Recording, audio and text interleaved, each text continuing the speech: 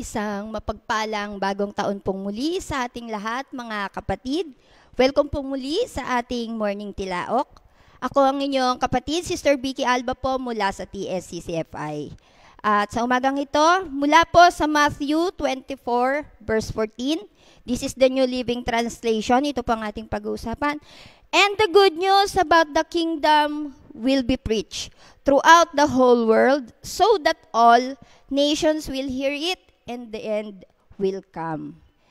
Manalangin po tayo, mga kapatid. Dakilang Diyos sa aming Ama, salamat pong muli sa pagkakataon na makapag-aral ng iyong mga salita. Salamat, Panginoon, sa paggabay mo sa amin sa umagang ito. Dalangin po namin saan mang dako, Panginoon, nakikinig ang aming mga kapatid sa oras na ito. Lord, marinig lamang po ang mensahe ninyo sa umagang ito. Mangusap po kayo sa bawat isa sa amin. Marinig lamang po kung ano yung dapat marinig, Panginoon, sa umagang ito. Gamitin nyo lamang po ang inyong abang lingkod bilang instrumentong tagahatid po ng iyong mga banal na salita. Marami pong salamat. Ito ang aming panalangin. Sa pangalan ng aming Panginoong Jesucristo. Amen.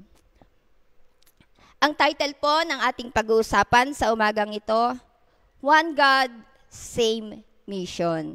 Yan. Makikita po natin, mga kapatid, no, itong mga nakaraang linggo, mga nakaraang buwan, masyado pong naging busy ang bawat isa sa atin sa pagpasok po ng bagong taon. Yan. Paghahanda po para sa pagpasok ng 2024.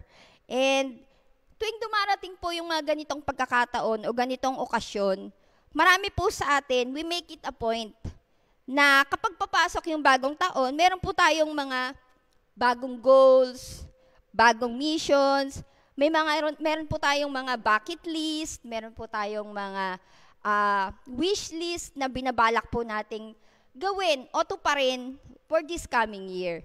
Meron pong mga pagkakataon na nagsiset na po tayo ng mga new plans, mga new goals, nagsiset po tayo niyan kasi marami po tayong gustong i-achieve sa pagpasok ng bagong taon. And hindi po yan masama, mga kapatid. Maganda po yan na meron po tayong goals na gustong tuparin sa mga pagpasok ng taon. Especially po kung ginagawa natin yan para sa ikalalago ng kingdom ng ating Panginoon. But amidst sa lahat po ng mga preparations, amidst po ng lahat ng mga plano o mga goal settings po natin o yung mga gusto nating ma-achieve for this year, dapat po, may mga bagay po na hindi mawawala. And sa umagang ito, I will be sharing 3 things na hindi po dapat magbago o mawala. Kahit na po, nagbabago ang panahon, nagbabago ang taon, nagbabago yung plans and goals natin sa buhay. Number 1 po is our obedience to God. No matter what plans or goals, taon man po ang lumipas, situation na dumating o pagkakataon ng mga bagay na mangyayari, one thing po ang dapat na manatili sa atin ay yung ating pagsunod sa ating Panginoon. Sabi nga po, Isaiah 40 verse 8, the grass withers, the flowers fade, but the word of God, of our Lord Jesus Christ, endures forever. So, magbago man po yung mga goals natin, magbago man po yung mga plans natin, magbago man po yung mga kinakaharap nating sitwasyon at pagkakataon, dapat po ang pagsunod natin sa Panginoon, hindi magbabago. Kasi ang salita din po ng Panginoon ay hindi nagbabago. Mawala man po lahat ng bagay, tumanda man tayo, magbago man taon-taon, lumipas man ang oras, pero ang salita ng Panginoon ay mananatili at ang kanyang mga kautusan ay hindi nagbabago. So, let's make it a point na this year, 2024, hindi po mawala yung obedience natin sa Panginoon at hindi po magbago. Kung magbago man po, dapat mas lalo po tayong sumunod sa utos ng ating Panginoon. And number 2 po, our faithfulness to God. Dapat po hindi magbago yung faithfulness natin sa ating Panginoon at sa ating mission. So Proverbs 16:9, the heart of man plans his ways, but the Lord establishes his steps. So, maaari po, sabi ko nga, marami tayong goals, marami tayong plans, marami tayong mga bagay na gustong i-achieve. Pero, i-acknowledge natin yung katotohanan na hindi po yan lahat ay pwede nating ma-achieve or mangyari ayon sa gusto natin. May mga pagkakataon po na hindi natin matutupad yan or may mga pagkakataon na iba ang mangyayari ayon sa gusto natin. But, dapat po ang manatili is our faithfulness to God. Yun nga po yung preaching nung Sunday. Sabi, pag may bagyo na, madidetermine yung faith natin sa ating Panginoon. Kapag po ba yung mga plans and goals na sinet natin ay hindi nangyari, susunod pa rin po ba tayo sa Panginoon? Magiging faithful pa rin po ba tayo doon sa mission na ibinigay sa atin ng Panginoon? Makikita po ba o madidetermine po ba yung tibay ng ugat ng pananampalataya natin sa Panginoon o tatakbo tayo at tatalikod? So, ito po ay isang bagay na hindi dapat magbago, our faithfulness to God and to our mission. So, manatili po tayong tapat sa ating Panginoon. And number 3 po, our love and devotion to our Lord Jesus Christ. Sabi nga po sa John 14:15, if you love me, keep my commandments. Napakasimple po ng kautusan ng ating Panginoon. Kung mahal natin siya, sundin natin ang kanyang kautusan. At ayon po doon sa verse na binasa natin, yung ating focus verse, ang commandment po ng ating Panginoon ay to preach the gospel sa lahat, sa buong mundo. So, hindi po nagbabago yung commandment ng Panginoon. Matthew 11:28, go into all the world and preach the gospel. I-preach natin yung gospel ng ating Panginoon. Magbago man yung mga strategies, magbago man yung mga plans, magbago man yung goals na siniset natin, but the mission is the same. Dapat po yung focus natin, maging instrument tayo ng Panginoon sa pagpapalaganap ng salita niya, ng kingdom niya. Marinig ng lahat yung salita ng Panginoon. Yung kaligtasan na tinamo natin, maibigay din po natin at maibahagi natin sa iba. Kasi nga po, sabi niya, doon sa Mark, sabi niya, if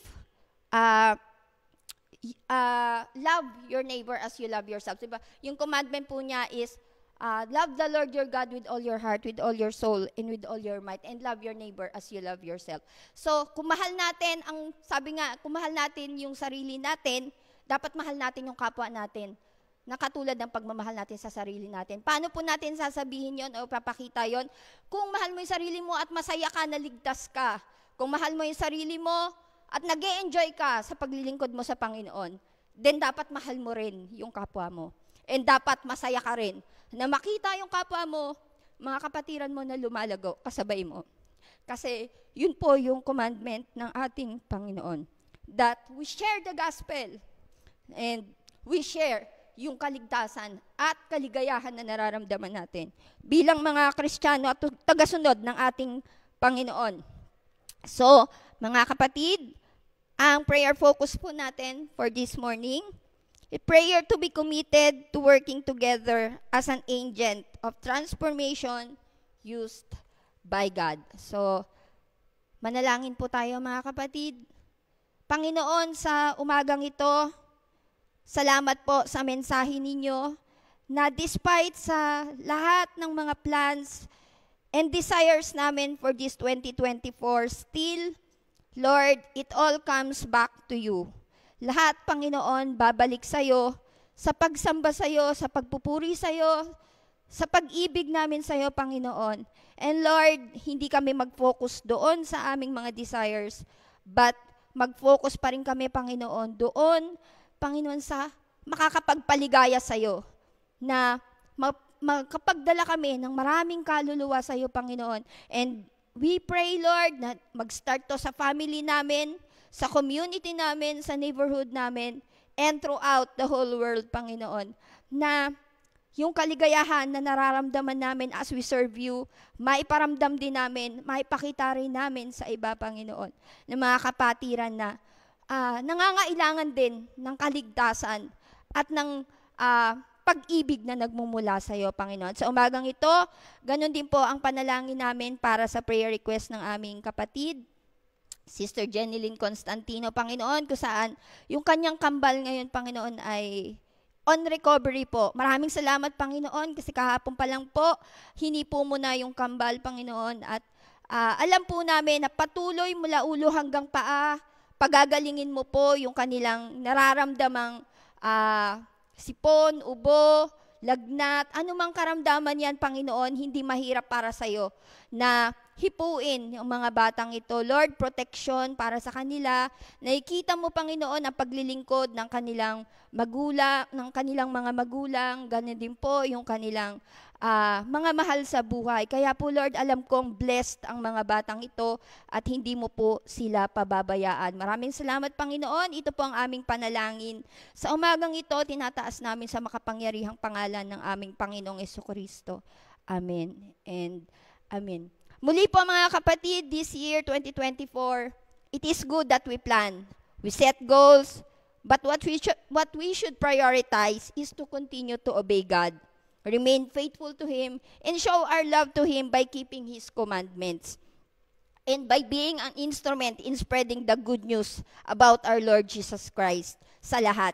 Let us grow in our spiritual life this year, be an instrument of salvation, bring change, and make an impact sa buhay po ng lahat. And Happy New Year, pagpalain po tayo ng ating Panginoong Jesucristo.